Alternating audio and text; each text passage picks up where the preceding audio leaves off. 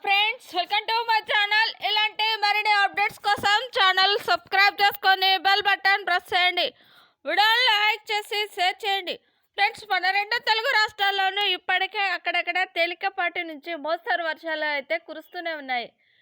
మరి ఆంధ్రప్రదేశ్లో ఏ జిల్లాలో వర్షాలు కురుస్తాయి, తెలంగాణలో ఏ జిల్లాలో వర్షాలు కురుస్తాయి, ఎండ తీవ్రత ఎక్కువగా ఏ జిల్లాలో ఉంటుంది అనే వివరాలు అన్ని వీడియోల ద్వారా తెలుసుకుందాం.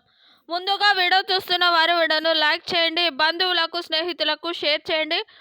కొత్తగా ఛానల్ చూస్తున్న వారు సబ్స్క్రైబ్ చేసుకోండి. ఇక వివరాల్లో కనుక వెళ్ళినట్లయితే మనకు రాగల 3 గంటల్లో తెలంగాణలో పలు జిల్లాల్లో తేలికపాటి నుంచి వర్షాలు కురుస్తాయని హైదరాబాద్ వాతావరణ కేంద్రం అయితే తెలిపింది. ముఖ్యంగా ఆదిలాబాద్, ఆసిఫాబాద్, నిర్మల్, మంచిర్యాల, మల్కాజ్గిరి, వికారాబాద్, మహబూబాబాద్, భద్రాద్రి జిల్లాలో తేలికపాటి నుంచి మోస్తరు వర్షాలు పడతాయని పేర్కొంది. అంటే హైదరాబాద్ నగరంలో పలుచోట్ల చిరుజల్లులు కురవడంతో వాతావరణం చల్లబడింది. ఇక మనకు రెండు తెలుగు రాష్ట్రాల్లోనూ అక్కడక్కడ కొన్ని జిల్లాల్లో తేలికపాటి నుంచి మోస్తరు వర్షాలు అయితే కురుస్తూనే ఉన్నాయి. ఇక తెలంగాణలో వర్షాలు పడడంతో వాతావరణం మరో 3 రోజుల పాటు చల్లబడుతుంది అని వాతావరణ శాఖ ప్రకటించడం జరిగింది. ఇంకా ఆంధ్రప్రదేశ్లో చూసుకుంటే ఎండలు పెరగడంతో ఇబ్బంది పెడుతున్న ప్రజలకు శుభవార్త. ఏపీలో ఉపరితల ఆవర్తన ప్రభావంతో రాబోయే 3 రోజుల పాటు తేలికపాటి నుంచి మోస్తరు వర్షాలు కురుస్తాయని ఐఎండీ తెలిపింది.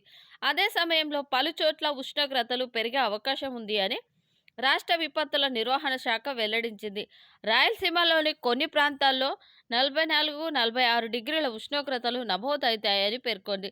నిన్న రాష్ట్రంలో అత్యధికంగా శ్రీకాకుళంలో అయితే ఎక్కువ ఉష్ణోగ్రతలు నమోదయ్యాయని వాతావరణ శాఖ అమరావతి వాతావరణ కేంద్రం అయితే ప్రకటించడం జరిగింది. ఇక రెండు తెలుగు రాష్ట్రాల్లో రాగల 3 రోజుల పాటు భారీ వర్షాలు కురుస్తాయని, వాతావరణం 3 రోజులు చల్లగా ఉంటుంది అని, ఎండ తీవ్రత నుంచి కొంచెం ఉపశమనం కలుగుతుంది అని అమరావతి వాతావరణ కేంద్రం, హైదరాబాద్ వాతావరణ కేంద్రం అయితే ప్రకటించడం జరిగింది. ఇది ఫ్రెండ్స్, రెండు తెలుగు రాష్ట్రాలకు సంబంధించిన వెదర్ అప్డేట్.